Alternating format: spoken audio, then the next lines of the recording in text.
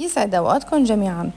اليوم الفيديو رح يكون هو الكبة النية التركية. صراحة أنا هون عملتها أنا وجارتي التركية. نحن بحلب بنعملها الكبة النية العادية اللي بتكون بالهبرة أو الكبة النية اللي بزيت، ولكن في بعض الناس بيعملوها بسوريا بعدس، بس أنا بصراحة تعلمتها هون من جارتي التركية.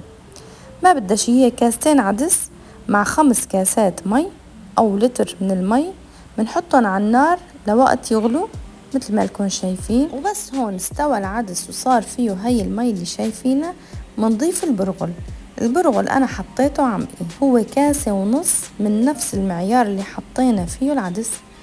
فهون بنضيف البرغل فوق العدس ومنغطيه ومنحطه على جنب لمدة ربع ساعة أو 20 دقيقة. هلأ منجيب بصلة كبيرة مثل ما لكم شايفين ومنقطعها، وبهالوصفة لازم يكون فيه البصل الأخضر، بيعطيها طعم كتير كتير لذيذة وطيبة. ومنفرمه كله، يعني منفرم أجزاء البصلة كلها، البيضة والخضرة.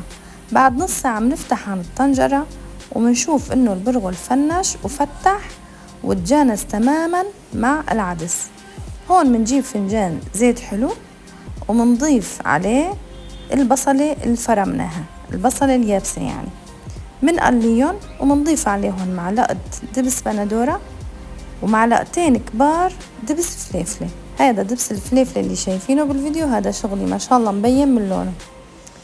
منقليهم كلهم سوا لحتى يتجانسوا، ومنضيفهم فوق خليط البرغل والعدس لحتى يتجانس العدس والبرغل مع هي التبلة اللي حطيناها. عن جد يعني الريحة هون لحالها بتكفي، كتير كتير ريحتها لذيذة وبتشهي. هلأ هون فرمنا البقدونس، كمان لازم بهالوصفة يكون في جرزة بقدونس، منقطعها ناعمة كتير ومنحطها جنب البصل، لأني هدول هلأ بدنا نحطهم ونضيفهم فوق خليط البرغل والعدس. منشيلهم بعد ما هون بردت شوي عنا الأكلة، رح نقلبها على صحن ونضيف عليها البقدونس والبصل الأخضر المفروم. هاي الأكلة كتير سهلة وسريعة عن جد، إذا عندكم ضيف، إذا عندكم حدا، فكتير يعني شغلة سهل وما بده شي وكتير طيبة. هون بقى الإضافة الأساسية في الوصفة اللي هي الدبس الرمان، وطبعا كل ما كترتولها دبس رمان كل ما بتصير أطيب.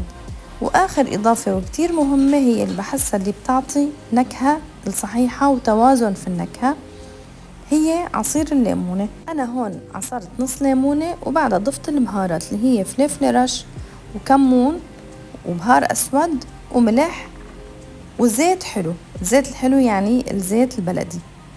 وبعدها هون بدنا نعجنهم سوا. طبعا أنا قلت لكم هون أنا وجارتي التركية عم نشتغلها، وهن كتير بيعملوها في المناسبات وكتير بيحبوها لهالأكلة، ولازم تكون موجودة في كل سفرة بيعملوها، وإن كان جماعات نسوان وإن كان أي مكان بيروحوا له كتير بيعملوا هاي الأكلة وبياخدوها مع كتير أكلات رح أشارككم فيها إن شاء الله بفيديوهات قادمة. وهيك بتكون الأكلة جاهزة. شوفوها شلون تجانست مع بعضها بعد ما حطينا الزيت وحطينا التوابل، وخلص أخذت كفايتها من كل شي. واضح من الفيديو شلون تجانست وصارت كتير لذيذة وقوامها كتير كتير طيب. وعن جد طعم البرغل مع العدس يعني كتير كتير صار أكلة لذيذة وطيبة. ومثل ما قلت لكم تحطوها كضيافة، أكلة مرتبة، تحطوها مع هالخسة، طعمتها بتعطي كتير طيب الخسة، وبنعصر فوقها هالليمونة، ويا سلام طلعت معكم كبة بعدس لذيذة وغير شكل. بتمنى تتابعوني لحتى تشوفوا كل وصفاتي الجديدة. سلام.